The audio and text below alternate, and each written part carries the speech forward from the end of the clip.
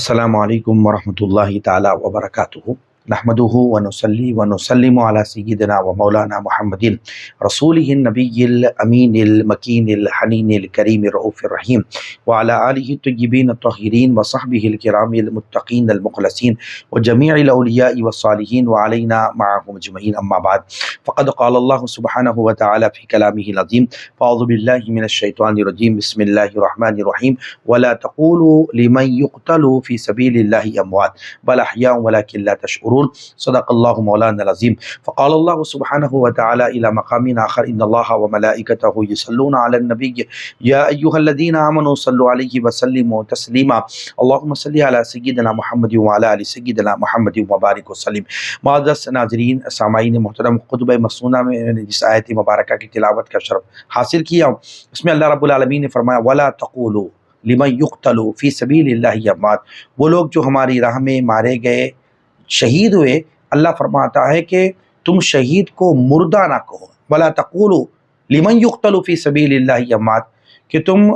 جو ہماری راہ میں مارے گئے جو شہید ہوئے تم انہیں مردہ نہ کہو، بل احیاء ولکن لا تشعرون، وہ زندہ ہیں تمہیں ان کی حیات کا شعور نہیں ہے۔ تو اللہ تعالیٰ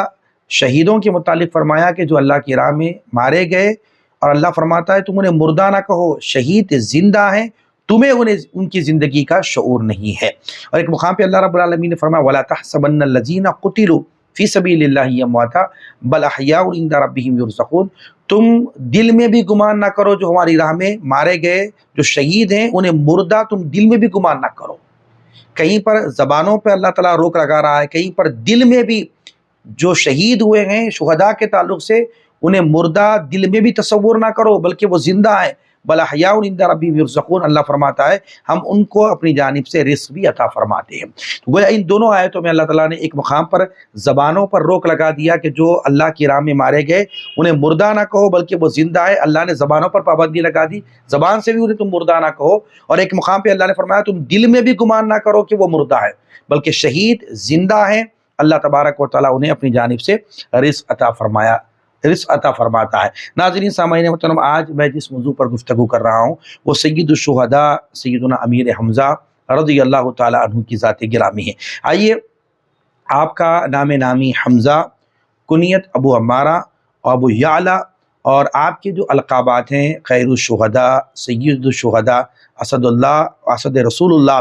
اور آپ کی ولادت و سعادت آقا کریم سرورد عالم صلی اللہ علیہ وسلم کے اس دنیا میں تشریف لانے سے 2 سال قبل ہوئی۔ بعض لوگوں نے کہا 4 سال پہلے، بعض لوگوں نے کہا 2 سال پہلے، لیکن جو ہے راجح قول کے اعتبار سے 2 سال پہلے آقا کریم سرورد عالم کی ولادت سے پہلے آپ کی ولادت بسعادت ہوئی۔ آپ کا جو قد تھا وہ درمیانی تھا، چھریرا دبلا بدن تھا، گول بازو تھی، کلائیاں آپ کی چوڑی تھیں۔ حضور نبی کریم صلی اللہ تعالیٰ علیہ وآلہ وسلم سے آپ کی 3 نسبتیں تھیں۔ ایک تو آقا کریم سرورد عالم کے خاص چچا، دوسرا حضرت امیر حمزہ رضی اللہ تعالیٰ عنہ حضور نبی کریم صلی اللہ تعالیٰ علیہ وسلم کے خالہ زاد بھائی بھی ہوتے ہیں، کیونکہ حضرت امیر حمزہ رضی اللہ تعالیٰ عنہ کی والدہ اور آقا کریم سرورد عالم صلی اللہ علیہ وسلم کی والدہ حضرت آمنہ، یہ دونوں چچا اور تایا زاد بہنیں ہوتی ہیں، تو اس نسبت سے آقا کریم سرورد عالم کے یہ خالہ زاد بھائی بھی ہیں۔ اور تیسری جو نسبت ہے وہ حضور نبی کریم صلی اللہ علیہ وسلم کے رضائی بھائی ہونے کا بھی آپ کو شرف حاصل رہا۔ حضرت صہیبہ رضی اللہ تعالی عنہا کا دودھ حضرت امیر حمزہ رضی اللہ تعالیٰ عنہ نے پیا اور آقا کریم سرورد عالم صلی اللہ علیہ وسلم نے پیا۔ اس نسبت سے حضرت امیر حمزہ رضی اللہ تعالیٰ آقا کریم سرورد عالم صلی اللہ علیہ وسلم کے رضائی بھائی ہوتے ہیں۔ تو ایک حضور کے خاص چچا، دوسرا حضور نبی کریم کے خالہ زاد بھائی، اور تیسرا آقا کریم سرورد عالم کے رضائی بھائی ہونے کا بھی آپ کو شرف حاصل رہا۔ اب آئیے آپ کا جو قبول اسلام، اس سلسلے میں بھی کچھ اختلافات روایتیں ملتے ہیں کہ اعلان نبوت کے 4 سال بعد، کسی میں جو ہے 2 سال بعد، کسی میں 6 سال بعد، مگر راجح قول کے مطابق جو ہے بعض علماء کرام نے فرمایا کہ آپ کا اسلام لانا حضور نبی کریم صلی اللہ علیہ وسلم کے اعلان نبوت کے 2 سال تھا۔ اور یہ اسلام لانے کے واقعہ بھی اس طرح جو ہے نا آپ کی سیرت میں موجود ہے کہ آقا کریم سرورد عالم صلی اللہ تعالیٰ علیہ وسلم سے آپ بے انتہا محبت فرمایا کرتے تھے، اور آپ ایک دفعہ جو ہے شکار کے لیے باہر تشریف لے گئے، اور بہترین آپ شکار فرمایا کرتے تھے، تیر اندازی بھی آپ کی بڑی بہترین تھی۔ تو آپ جب شکار کے لیے باہر تشریف لے گئے تو آقا کریم صلی اللہ علیہ وسلم کے اعلان نبوت فرمائے ہوئے 2 سال ہوا، اور اس وقت سرزمین مکہ میں آقا کریم صلی اللہ علیہ وسلم لوگوں کو پیغام حق پہنچا رہے تھے۔ اس اثنا میں ابو جہل یہ نہیں چاہتا تھا کہ وہ آقا کریم صلی اللہ علیہ وسلم کے پیغام اسلام کو لوگوں تک پہنچانے کو پسند نہیں کرتا تھا، اس لیے آقا کریم صلی اللہ علیہ وسلم کا سخت دشمن بھی تھا۔ جب آقا کریم نے اعلان نبوت فرمایا تو اس وقت میں عبداللہ بن جدعان کوہ صفا کی پہاڑی کے قریب میں ان کا مکان تھا۔ ان کی ایک کنیز تھی، خادمہ تھی، باندی تھی۔ انہوں نے دیکھا کہ ابو جہل نے آقا کریم صلی اللہ علیہ وسلم کو راستے میں روکا اور حضور نبی کریم صلی اللہ علیہ وسلم کو برا بھلا کہنا شروع کر دیا، سرکار دو عالم کی شان میں نازیبا کلمات استعمال کیا، حتیٰ کہ اس نے حضور نبی کریم صلی اللہ علیہ وسلم پر حملہ بھی کیا، حتیٰ کہ حضور نبی کریم کے جسم مبارک سے خون بہ رہا تھا، لہو لہان ہو گیا آقا کریم صلی اللہ علیہ وسلم۔ یہ سارا واقعہ عبداللہ بن جدعان کی باندی نے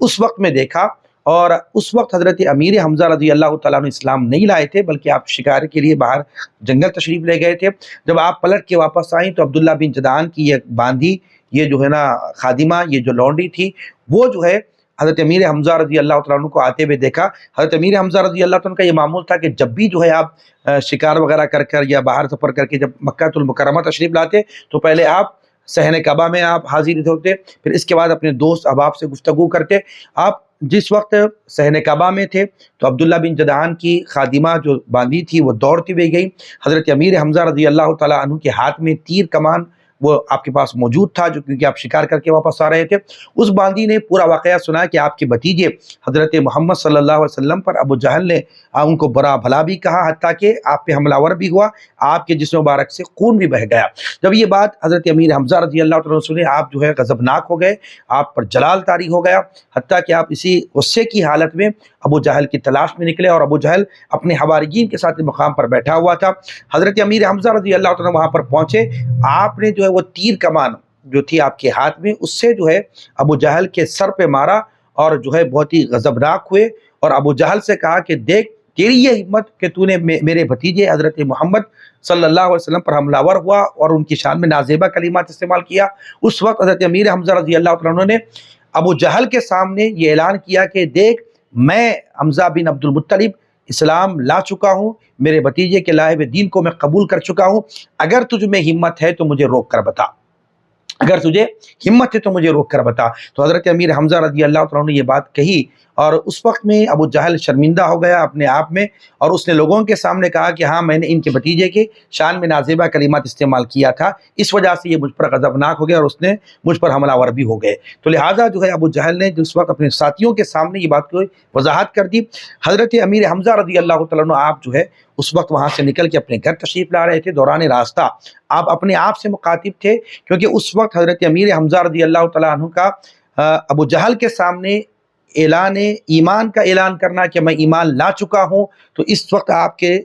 زبان سے تو آپ نے کلمہ نہیں پڑھا تھا، بلکہ ابو جہل کے سامنے آپ نے کہہ دیا کہ میں اپنے بھتیجے کے لائے دین کو قبول کر چکا ہوں، اگر تجھ میں ہمت ہے تو روک کر بتا۔ پھر وہ اپنے آپ سے مخاطب کر کے ابو حمزہ کہتے کہ یہ کیا کہہ دیا میں نے، اپنے آبا و اجداد کے دین کو چھوڑ دیا، یہ کیسے ہو سکتا ہے، یہ محمد صلی اللہ علیہ وسلم کے لایا ہوا دین صحیح ہے یا غلط ہے؟ یہ پریشانی کے عالم میں تھے، میں نے ابو جہل کے سامنے تو اپنے ایمان لانے کا اعلان تو کر چکا ہوں، لیکن میں تو ایمان نہیں لایا۔ تو لہٰذا یہ آپ سوچ میں تھے، فکر میں تھے، ساری رات آپ جو ہے اسی سوچ و فکر میں رہے، حتیٰ کہ آپ کو نیند تک نہیں آئی۔ صبح صبح آقا کریم سرور عالم صلی اللہ تعالیٰ وسلم کی بارگاہ مقدسہ میں حاضر ہوئے، اور حضور نبی کریم کی بارگاہ میں عرض کیا کہ اے محمد صلی اللہ علیہ وسلم، اے میرے بھتیجے، آپ نے جو دین لایا ہے، آپ جو اسلام پیش کرتے ہیں، جو آپ دین پیش کرتے ہیں، اس کی حقانیت کے تعلق سے میں کچھ جاننا چاہتا ہوں، میرے دل میں بہت سارے سوالات ہیں، تو اس سلسلے میں آپ مجھے تشفی بخش جواب عطا فرما دیں، آپ جو ہے میری رہنمائی کر دیں کہ آپ کا لایا ہوا دین حق پر مبنی ہے۔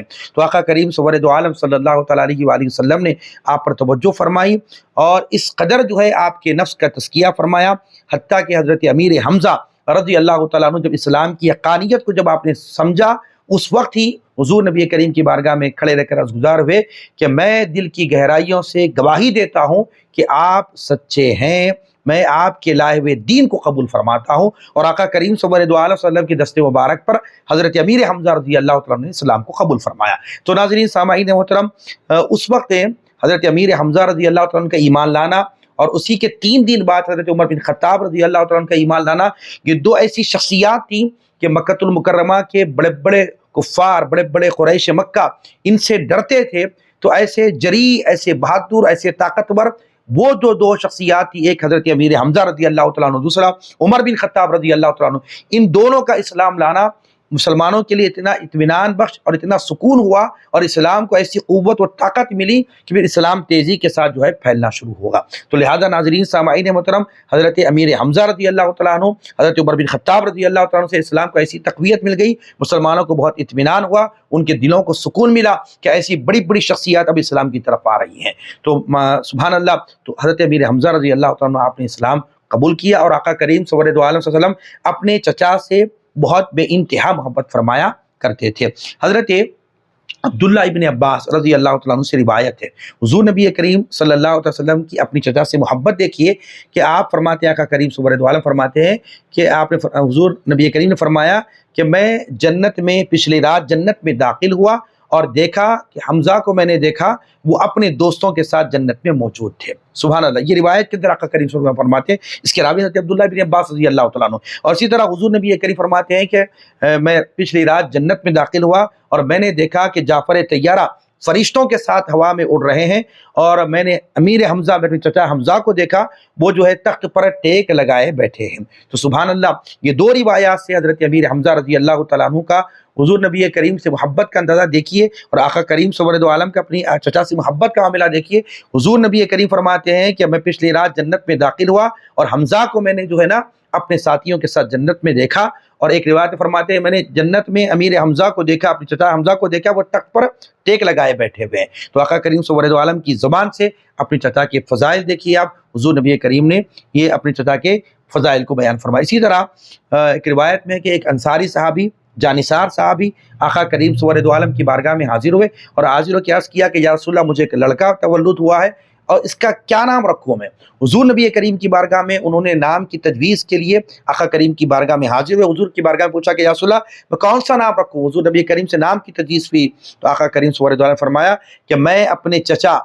حمزہ سے جو ہے امیر حمزہ سے بہت محبت فرماتا ہوں، لہٰذا تم اپنے نومولود بچے کا نام جو ہے حمزہ رکھو فرمایا۔ تو سبحان اللہ، پتہ یہ چلا کہ آقا کریم صلی اللہ علیہ وسلم اپنے چچا سے ایسی محبت فرماتے تھے۔ ایک صحابی حاضر ہوئے، انہوں نے اپنے نومولود بچے کا نام حضور نبی کریم کی بارگاہ میں پوچھا، تو حضور نے فرمایا میں اپنے چچا حمزہ سے محبت کرتا ہوں، تم اپنے نومولود بچے کا نام حمزہ رکھو۔ اور اسی طرح ایک مرتبہ حضرت امیر حمزہ رضی اللہ عنہ حضور نبی کریم کی بارگاہ میں حاضر ہوئے، کہ عرض کیا کہ یا رسول اللہ صلی اللہ علیہ وسلم، میں جو ہے اپنی سر کی آنکھوں سے جبرائیل امین علیہ السلام کو دیکھنا چاہتا ہوں۔ آقا کریم صلی اللہ علیہ وسلم نے فرمایا کہ اے میرے چچا امیر حمزہ، آپ جو ہے جبرائیل امین کو ان کی اصلی صورت میں، اصلی شکل میں نہیں دیکھ سکتے۔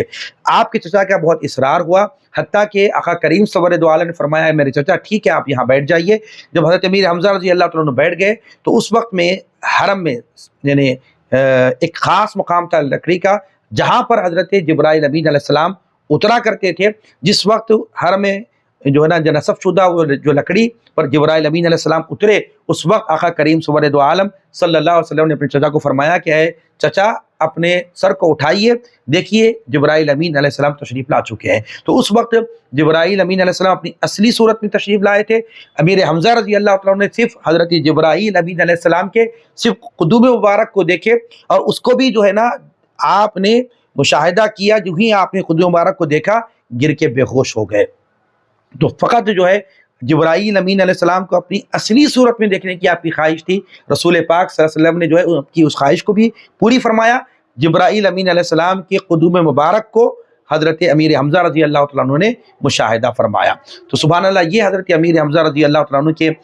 فضائل ہیں، یہ آپ کے جو ہے نا مناقب ہیں، حتیٰ کہ جو ہے قبول اسلام کے بعد سے تمام جنگوں میں حضرت امیر حمزہ رضی اللہ تعالیٰ عنہ شریک رہے۔ حضور نبی کریم صلی اللہ علیہ وسلم کے جو ہے نا باوفا حواریوں میں سے ایک جانثار حواری سیدنا امیر حمزہ رضی اللہ تعالیٰ عنہ بھی ہیں۔ یعنی حضور نبی کریم کی ذات گرامی پر جانثاری کا جو جذبہ تھا، یہ جانثاری کا جذبہ اپنی جانوں کے نذرانوں کو پیش کرنے کا، یہ جو باوفا حواریوں میں سے ایک جانثار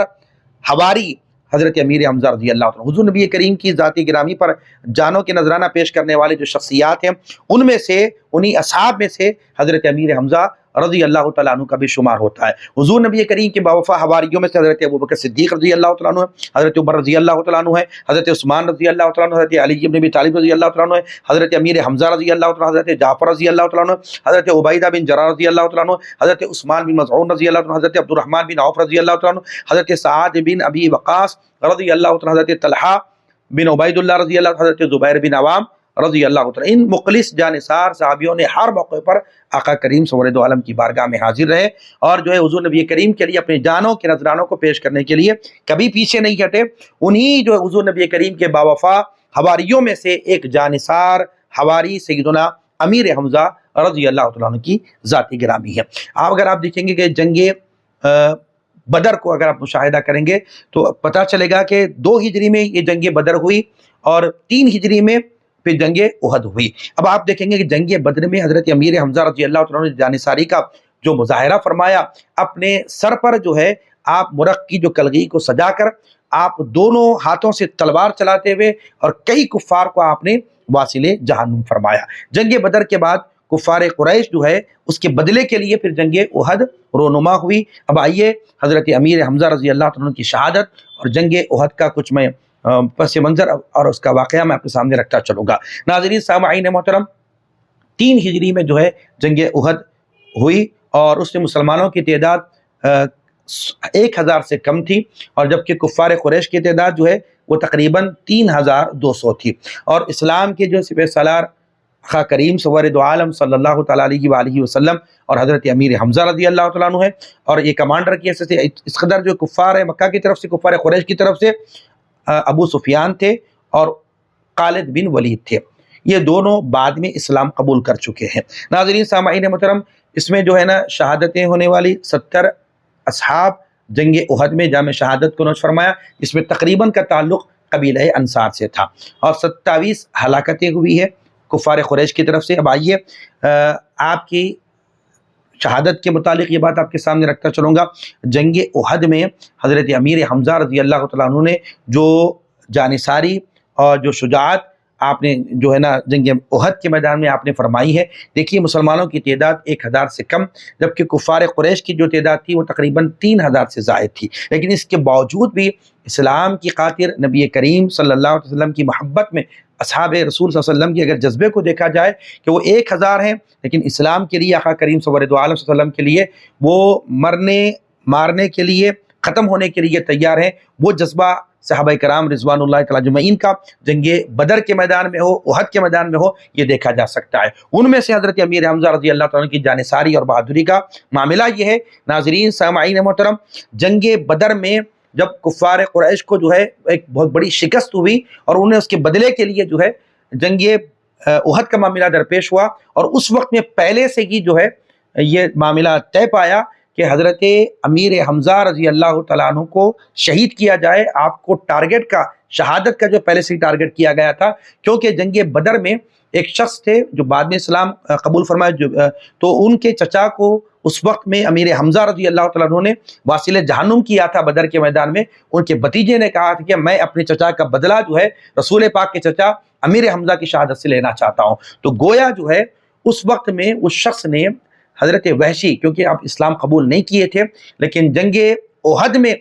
وحشی کیونکہ بہت بہترین تیر انداز تھے، تو لہٰذا جو ہے انہوں نے جو ہے ان کو اس رقم پر متعین کیا کہ کیا چیز ڈیل ہوئی تھی کہ وحشی کو یہ بات پیش کی گئی تھی حضرت وحشی کو کہ تم جو ہے امیر حمزہ کو تم شہید کرنا، اگر تم امیر حمزہ کو شہید کریں گے تو تم کو آزادی کر دی جائے گی، تم کو جو ہے غلامی سے آزاد کر دیا جائے گا۔ تو حضرت وحشی اس وقت اسلام نہیں لائے تھے، اپنی آزادی کے لیے جو ہے جنگ احد میں وہ ایک پہاڑ کے قریب ایک چٹان کے سہارا لیے ہوئے یہ چاہتے تھے کہ امیر حمزہ کو پیچھے سے جو ہے حملہ کر کے آپ کو شہید کر دیا جائے۔ ناظرین سامعین محترم، ہوا ایسے ہی حضرت امیر حمزہ رضی اللہ تعالیٰ عنہ آپ جو ہے احد کے میدان میں ایسی جرت، ایسی بہادری، ایسی جانثاری کے معاملات آپ کے ذات سے صادر ہو رہے تھے، اس وقت میں پیچھے سے وحشی نے جو ہے آپ پر حملہ آور ہوئے اور آپ پر جو ہے حملہ کیا، حتیٰ کہ پیچھے سے حملہ کر کر آپ کو شہید کیا۔ ناظرین سامعین محترم، حضرت امیر حمزہ رضی اللہ تعالیٰ عنہ اور اہل بیت اطہار رضی اللہ عنہ کے اگر معاملات کو دیکھا جائے، کسی کی اتنی ہمت نہیں تھی دشمن کی کہ یا وہ حضرت علی پر سامنے سے حملہ ور ہو یا جو ہے حضرت امیر حمزہ رضی اللہ عنہ پر سامنے سے حملہ ور ہو۔ تو گویا جو ہے ہر ایک جانتے تھے کہ اگر ان کو شہید کرنا ہے، اگر ان کو ختم کرنا ہو تو گویا ان پر حملہ پیچھے سے کیا جانا چاہیے، کیونکہ سامنے سے آ کر مقابلہ کرنے کی کسی کی ہمت، کسی کی جرت نہیں تھی۔ تو اس وقت حضرت وحشی کیونکہ ایمان نہیں لائے تھے، اپنے آپ کو آزاد کرانے کے لیے جنگ احد میں بس یہی ٹارگٹ لے کے آئے تھے کہ میں امیر حمزہ کو شہید کروں گا۔ کے ساتھ ساتھ جو ہے کئی روایتوں کے اندر یہ بات موجود ہے، امیر حمزہ رضی اللہ عنہ کی شہادت کے بعد اس وقت میں حضرت ہندہ، کیونکہ انہوں نے اس وقت بھی ایمان نہیں لائی تھی، تو آپ نے بھی جو ہے وحشی سے فرمایا تھا کہ جو ہے حضرت وحشی سے کہا تھا کہ امیر حمزہ کی شہادت کے بعد آپ کے جو ہے کلیجے کو نکال لائے، کیونکہ حضرت ہندہ نے اس وقت یہ قسم کھائی تھی کہ میں جو ہے امیر حمزہ کے کلیجے کو چباؤں گی۔ تو لہٰذا اس سلسلے میں حضرت وحشی کیونکہ اپنے آپ کو غلامی سے آزاد کرانا چاہتے تھے، اور اس وجہ سے آپ نے جنگ احد میں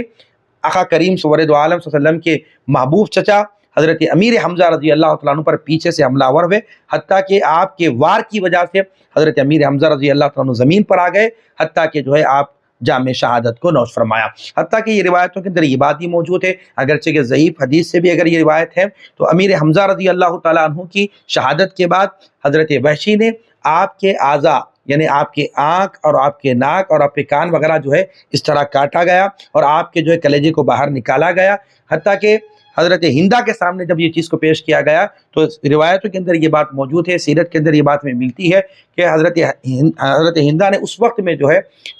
حضرت امیر حمزہ رضی اللہ عنہ کے اعضاء کو یعنی ایک دھاگے میں پرویا، جس طرح گلے میں ہار بنا کے ڈالا جاتا ہے اس طرح حضرت ہندہ نے جو ہے اس کو اپنے گلے میں ڈال لیا، حتیٰ کہ پازیب بنا کر بھی جو ہے اپنے پیروں میں جو ہے نا باندھا گیا۔ تو اس طرح امیر حمزہ رضی اللہ عنہ کی شہادت کے بعد بھی آپ کے اعضاء وغیرہ کے کاٹے جانا اور آپ کے کلیجے کو نکالا جانا، اس طرح کے واقعات جنگ احد کے میدان میں ہوئے، اور حضرت امیر حمزہ رضی اللہ عنہ کی شہادت کے بعد اور جنگ احد کے ختم ہونے کے بعد آقا کریم سرور دو عالم صلی اللہ تعالیٰ علیہ وآلہ وسلم اپنے اصحاب سے فرماتے کہ دیکھو شہداء کی لاشوں کو جمع کیا جائے، اور ان میں سے حضرت امیر حمزہ رضی اللہ عنہ کی مبارک لاشوں کو جو ہے نا حاصل کرنے کے لیے آپ نے حضرت علی ابن ابی طالب کرم اللہ وجہہ کریم کو بھیجایا۔ مولا علی المرتضیٰ شیر خدا سیدنا علی ابن ابی طالب کرم اللہ وجہہ کریم حضرت امیر حمزہ رضی اللہ عنہ کی لاش مبارک کو آپ تلاش کر رہے تھے، حتیٰ کہ آپ کی لاش مبارک کو لیے آقا کریم سرور دو عالم صلی اللہ تعالیٰ علیہ وسلم کی بارگاہ میں پیش کیا گیا۔ حضور نبی کریم صلی اللہ علیہ وسلم نے اپنی چچا کی مبارک لاش کو دیکھا کہ آپ کے اعضاء کو کاٹا گیا اور آپ کے جو ہے نا کلیجے کو نکالا گیا، اور ایسی المناک شہادت کو آقا کریم صلی اللہ علیہ وسلم نے جب مشاہدہ کیا تو اس وقت میں حضرت امیر حمزہ رضی اللہ عنہ کو دیکھ کر نبی کریم صلی اللہ علیہ وسلم کی آنکھوں سے بے ساختہ آنسو بہہ رہے تھے، اور اس وقت میں جب شہداء کے جو ان کے قرابت دار تھے انہوں نے کہا کہ حضور نبی کریم کی بارگاہ میں عرض گزار ہوئے کہ یا رسول اللہ، ہم اپنے جو ہے نا شہداء کو اپنے اپنے مقامات پر لے جا کر تدفین کرنا چاہتے ہیں۔ تو رسول پاک صلی اللہ علیہ وسلم نے فرمایا کہ جو جنگ احد میں جنہوں نے جام شہادت کو نوش فرمایا وہ ان کی مبارک لاشوں کو کہیں دوسرے مقام پر نہیں بلکہ اسی میدان احد میں ہی ان کی تجہیز و تکفین کا معاملہ درپیش ہوگا۔ تو گویا جو انہی کی تجہیز و تکفین کا معاملہ ہوگا، تو گویا حضرت امیر حمزہ رضی اللہ عنہ کے سمیت کل شہداء جو ہے ان کے جو ہے نا جنازوں کو تیار کیا گیا، حتیٰ کہ سیرت کے اندر یہ بات موجود ہے کہ اس وقت میں ایک چادر، دو چادر جو موجود تھی، تو ایک چادروں میں جو ہے ان کو کفن دیا گیا۔ بعض شہداء کو ان کے چادروں کے بغیر انہی کے اسی شہادت کے جو انہوں نے شہادت کو پائی تھی اسی لباس میں ان کی تجہیز و تکفین کا معاملہ درپیش ہوا، اور اسی طرح حضرت امیر حمزہ رضی اللہ تعالیٰ عنہ کی شہادت کے بعد آپ کی بہن آپ کے ملاقات کے لیے، آپ کے دیدار کے لیے آ رہی تھیں، تو اس وقت میں آقا کریم صلی اللہ علیہ وسلم نے ان کو روکا۔ تو اس کے بعد آقا کریم صلی اللہ علیہ وسلم کی بارگاہ میں عرض گزار ہوئی کہ یا رسول اللہ، میں اپنے بھائی کے مبارک جسم کو دیکھنا چاہتی ہوں، اور آقا کریم صلی اللہ علیہ وسلم نے پہلے منع کیا، بعد میں جو ہے نا اپنی پھوپھی جان کو اجازت دے دی، اور آپ گئیں اپنے بھائی کے مبارک جسم مبارک کو دیکھا، اور آپ کی ایسی عظیم شہادت کو دیکھ کر فرمایا اللہ کی راہ میں کوئی یہ بڑی شہادت نہیں ہے۔ سبحان اللہ، یہ حضرت نبی کریم کی پھوپھی جان کی یہ کلمات تھے۔ الغرض آقا کریم صلی اللہ علیہ وسلم جب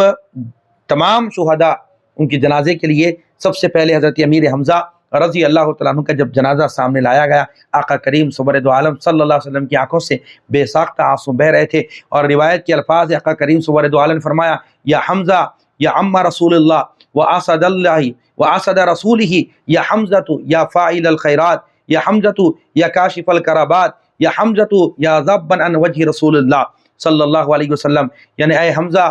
اے رسول اللہ کے چچا، اللہ اس کے رسول کے شعر، اے حمزہ، اے بھلائیوں میں پیش پیش رہنے والے، اے حمزہ، اے رنج و ملال اور پریشانیوں کو دور کرنے والے، اے حمزہ، رسول پاک صلی اللہ علیہ وسلم کے چہرے سے دشمنوں کو دور بھگانے والے۔ یہ جو ہے نا یہ کلمات آقا کریم سرور دو عالم نے اپنے چچا کی نماز جنازہ کے وقت میں حضور نبی کریم نے ان کلمات کو ادا فرمایا اور اپنے چچا کو یاد کیا، پھر آپ کی جنازہ پڑھی، حتیٰ کہ اس کے بعد پھر دوسرے جو ہے نا شہداء کی جنازہ کو لایا گیا، ایک ایک کر کے جنازہ لایا گیا، لیکن آپ کا جنازہ نماز جنازہ پڑھانے کے بعد اسی مقام پر رہا۔ پھر جس کے جنازے ایک ایک کر کے لائے جاتے ان کی جنازہ پڑھی جائے تھی، پھر جو ہے وہ جنازے کو اٹھا لیا جاتا، پھر دوسرا جنازہ لایا جاتا، حتیٰ کہ سیرت کے اندر یہ بات موجود ہے 70 مرتبہ حضرت امیر حمزہ رضی اللہ تعالیٰ عنہ کی جو ہے جنازہ پڑھی گئی۔ ناظرین سامعین محترم، شہداء احد اور شہید جو ہوتے ہیں وہ بعد از شہادت کے وہ اپنے قبور میں زندہ ہوتے ہیں، ان کے جسم سلامت ہوتے ہیں۔ اس کا واقعہ جنگ احد کے ہو جانے کے بعد تقریباً آپ کی شہادت کے 46 سال بعد حضرت امیر معاویہ رضی اللہ عنہ کی دور حکومت میں ایک جب نہر کھدوانے کا سلسلہ شروع ہوا اور وہ میدان احد سے وہ نہر جو ہے جاری تھی، تو اس وقت میں کھدوائی کے دوران بعض شہداء احد کی قبریں کھل گئی اور لوگوں نے مشاہدہ فرمایا کہ جو شہداء احد تھے ان کے کفن بھی سلامت ہے، ان کے جسم بھی سلامت ہے، حتیٰ کہ ان کے جسم سے تازہ خون جاری رہا ہے۔ تو گویا الغرض جو ہے دوران کھدوائی کے دوران جب امیر حمزہ رضی اللہ عنہ کا مبارک قدم باہر نکل آیا تو لوگوں نے مشاہدہ فرمایا کہ شہادت کے بعد بھی حضرت امیر حمزہ رضی اللہ عنہ کا جسم مبارک صحیح سلامت ہے، اور اس طرح یہ جسم پر جب انگلی رکھ کر جب ہاتھ ہٹا دیا جاتا تو خون جو ہے نا یعنی حرکت کرتا، تو گویا صحابہ کرام رضوان اللہ تعالیٰ اجمعین نے شہداء احد کے تقریباً 46 سال بعد ان کے جب مبارک جسم اتفاقی طور پر نہر کی کھدوائی کے دوران جب کھلے تو ان کے جسم بھی صحیح سلامت تھے، ان کا کفن بھی صحیح سلامت تھا۔ تو الغرض شہداء احد اپنی شہادتوں کے بعد بھی اپنے قبور میں زندہ ہیں۔ نبی کریم نے فرمایا جو شہداء احد کے قبور کے سامنے سے گزرے وہ سلام عرض کرے تو گویا صبح قیامت تک جو ہے شہداء احد وہ اپنی قبور سے جواب عطا فرمائیں گے۔ تو روایت میں ہے کہ شیخ عبدالحق محدث دہلوی رحمۃ اللہ علیہ فرماتے ہیں، اپنی کتاب میں لکھتے ہیں، قبیلہ بنو اسد کی خاتون جب میدان احد کے قریب سے گزری اور اسے دل میں خیال آیا رسول پاک صلی اللہ علیہ وسلم کا یہ فرمان ہے کہ جو شہداء احد کی قبر کے سامنے سے گزرے اور سلام عرض کرے تو سلام کا جواب عطا کرتے، فوراً اس خاتون نے کھڑے رہ کر شہداء احد کے سامنے کھڑے رہ کر اس نے سلام عرض کیا تو شہداء احد کے مزارات سے جو ہے امیر حمزہ رضی اللہ عنہ کے مزار سے جو ہے اس کا سلام کا جواب آیا۔ تو الغرض معزز ناظرین سامعین محترم، رسول پاک کا بھی یہ معمول ہوتا، آقا کریم سرور دو عالم صلی اللہ علیہ وسلم شہداء احد کی قبور کی زیارت ان کی شہادت کے دن تشریف لے جاتے، صحابہ کرام سمیت حضور نبی کریم تشریف لے جاتے، ممبر لگوایا جاتا، حضور نبی کریم کا خطاب ہوتا۔ تو الغرض گویا جو ہے شہداء احد کے مزارات پر سالانہ ان کی یوم شہادت کے دن رسول پاک کا بنفس نفیس خود صحابہ کرام کی جماعت کے ساتھ تشریف لے جانا، وہاں ممبر لگوایا جانا، خطاب کا ہونا، تو گویا جو ہے حضور نبی کریم کی سنت ہے شہداء احد کے مزارات پر جانا۔ اسی طرح سیدہ کائنات خاتون جنت فاطمہ الزہرا سلام اللہ علیہا بھی آپ بھی امیر حمزہ رضی اللہ عنہ کے مزار پہ زیارت کے تشریف لے جاتی اور آپ کی قبر کی مٹی کو آپ برابر فرمایا کرتی تھی، حتیٰ کہ آپ کی وفات تک بھی سیدہ کائنات کی وفات تک بھی جو ہے آپ کا یہ معمول امیر حمزہ رضی اللہ عنہ کی جو ہے نا قبر مبارک کی زیارت کے لیے جانا، یہ بات بھی ثابت ہے۔ تو گویا جو ہے چہارشنبے کی رات میں شہداء احد کی مزارات پر جانا، اگر آپ دیکھیں گے تو پتہ چلے گا کہ میدان احد میں چہارشنبے کا دن جب چہارشنبے کی رات ہوتی ہے اور جمعرات کی جب صبح ہونے والا میلہ ہوتا ہے تو گویا کیا عرب کیا عجم تقریباً لوگ جو ہے آپ کو میدان احد میں شہداء احد کے مزارات پر لوگ جمع ہوتے ہوئے نظر آئیں گے۔ وہاں جو دعائیں کی جاتی ہے اللہ تبارک و تعالیٰ شہداء احد کے پاس مانگے جانے والی ان دعاؤں کو بھی قبول فرماتا ہے۔ ناظرین سامعین محترم، اسی طرح جو ہے شہداء احد کا فیضان اور حضرت امیر حمزہ رضی اللہ عنہ کا فیضان بھی کس قدر جاری و ساری ہے، ایک واقعہ بیان کرتے ہوئے اپنی بات کو ختم کروں گا۔ حضرت یوسف بن اسماعیل نبھانی رحمۃ اللہ تعالیٰ کی بڑی مشہور و معروف کتاب ہے جامع کرامات اولیاء، اس میں ایک واقعہ آپ لکھتے ہیں کہ ایک مرتبہ سخت قحط سالی ہوئی حرمین شریفین میں، اور اس وقت ہوا یہ کہ ایام حج بھی آگے اسی اسنا میں، اور اس وقت میں بہت بڑے مصر کے بہت بڑے عالم دین ہیں شیخ احمد بن محمد دمیاتی رحمۃ اللہ تعالی علیہ وہ اپنی والدہ کے ساتھ جو ہے حج کے ارادے کے ساتھ وہ 2 اونٹوں کو لے کر آپ مصر سے آپ حرمین شریفین تشریف لائے، مکۃ المکرمہ میں آپ نے ایام حج مکمل فرمائے، اس کے بعد آقا کریم سرور دو عالم صلی اللہ علیہ وسلم کی بارگاہ میں حاضری کے لیے تشریف لائے اپنی والدہ کے ساتھ۔ ناظرین سامعین محترم، شیخ احمد دمیاطی رحمۃ اللہ تعالی بہت بڑے محدث بھی ہیں، بہت بڑے عالم دین بھی ہیں، تو اس طرح جو ہے وہ مدینہ پاک تشریف لائے، اور مدینہ آنے کے بعد ہوا کہ آپ کے جو 2 اونٹ تھے جو آپ مصر سے مکۃ المکرمہ حرمین شریفین کے لیے حج کے لیے آئے تھے، مدینہ پاک میں جو ہے وہ 2 اونٹ بھی ہلاک ہو گئے۔ اب ہوا یہ کہ آپ کے پاس کوئی مال بھی نہیں تھا کہ یعنی زیارت کے بعد وہ مدینہ پاک سے پھر اپنے مقام مصر تشریف لے جاتے، نہ اونٹ زندہ ہیں نہ مال آپ کے پاس موجود ہے، اسی پریشانی کی عالم میں تھے، حتیٰ کہ جو ہے آپ ایک بہت بڑے بزرگ تھے اس وقت مدینہ پاک میں، شیخ صفی الدین کی خدمت میں حاضر ہوئے، حضرت کی بارگاہ میں حاضر ہو کے عرض کیا کہ حضرت ایک کیا معاملہ ہے، میرے لیے پریشانی کا معاملہ ہے کہ میں اپنے مقام پر جانا چاہتا ہوں مگر میرے پاس نہ سواری ہے نہ رقم ہے۔ تو شیخ صفی الدین نے اس وقت شیخ احمد بن محمد دمیاطی رحمۃ اللہ سے فرمایا کہ آپ ایک کام کرو کہ شہداء احد میدان احد تشریف لے جاؤ اور شہداء احد کی بارگاہ میں حاضر ہو، وہاں جا کر جو ہے آپ دعا کرو۔ حتیٰ کہ جو ہے حضرت شیخ احمد دمیاطی رحمۃ اللہ علیہ وہاں سے نکل کے مدینہ پاک میں آپ جو ہے وہاں سے نکل کر شہداء احد کی مزار پر حاضر ہو کر وہاں پر اپنی دعا کی، اور جب دعا کر کے امیر حمزہ کی بارگاہ سے نکل کے جب وہ گھر آئے تو آپ کی والدہ فرماتی ہیں کہ کوئی شخص تمہیں پوچھ رہا ہوا یہاں پر آیا تھا، پھر مسجد نبوی کی طرف چلے گئے۔ تو شیخ احمد دمیاطی رحمۃ اللہ علیہ آپ مدینہ پاک مسجد نبوی میں جب داخل ہوئے تو اس وقت میں آپ دیکھتے ہیں کہ ایک بہت بڑے بزرگ ہیں اور جن کا چہرہ نور سے منور ہے، جن کی سفید داڑھی ہے، اور جب میں نے ان سے ملاقات کی تو وہ میرا ہاتھ پکڑے اور کہا کیا بات ہے شیخ احمد دمیاطی؟ فرماتے ہیں میرے لیے پریشانی کا معاملہ ہے، میں اپنے مقام پر جانا چاہتا ہوں۔ تو آپ نے فرمایا تمہیں فکر کرنے کی ضرورت نہیں، آپ جو ہے وہ بزرگ آپ کا ہاتھ پکڑ کر مصر سے آنے والے جو حجاج تھے ان کے پاس گئے اور فرمایا کہ ان کے جانے کا انتظام کرو اور ان کے لیے رقم کو جو ہے انتظام کر دو، انہیں اپنے سواریوں کے ساتھ انہیں اپنے مقام مصر تک لے کر چلے جاؤ۔ تو ان لوگوں نے کہا ٹھیک ہے ہم ان کو ساتھ لے کر جائیں گے، رقم بھی پیش کی اور ساتھ لے جانے کی بات بھی طے ہو گئی۔ پھر اس کے بعد میں نماز کا وقت ہوا، شیخ احمد دمیاطی رحمۃ اللہ فرماتے ہیں کہ میں ان بزرگ کے ساتھ جب مسجد نبوی میں داخل ہوا، ایک دیکھتا ہوں کہ وہ بزرگ میری نگاہوں کے سامنے سے اوجھل ہو گئے، اور میں ان کو تلاش کیا یہاں تک کہ ان کو نہ پایا، حتیٰ کہ میرے جانے کا انتظام تو انہوں نے کروا دیا تھا، مصر کے لوگوں سے اپنے مقام تک پہنچنے کا انتظام بھی ہو گیا، رقم بھی مجھے مل گئی، اونٹ بھی مجھے مل گئے، ساتھ لے جانے کے لیے بھی وہ تیار ہے، لیکن وہ بزرگ کون تھے مجھے پتہ نہیں چلا۔ پھر آپ جو ہے شیخ صفی الدین کی بارگاہ میں حاضر ہوئے، حضرت کہا کہ حضرت کیا معاملہ ہے، میری جو ہے مدد تو ہو گئی ہے لیکن وہ مدد کرنے والے میری آنکھوں کے سامنے سے پھر اوجھل بھی ہو گئے، پھر دوبارہ مجھے نظر نہیں آئے۔ تو اس وقت شیخ صفی الدین نے فرمایا تمہیں پتہ بھی ہے تمہارے مدد کرنے والے، تمہیں اپنے مقام تک پہنچانے والی شخصیت کون تھی؟ فرمایا وہ کوئی اور نہیں بلکہ وہ حضرت امیر حمزہ رضی اللہ تعالیٰ عنہ جو سید الشہداء خیر الشہداء، اللہ اس کے رسول کے شعر حضرت امیر حمزہ رضی اللہ تعالیٰ عنہ کی ذاتی گرامی ہے۔ سبحان اللہ۔ پتہ یہ چلا کہ دیکھیے کس طرح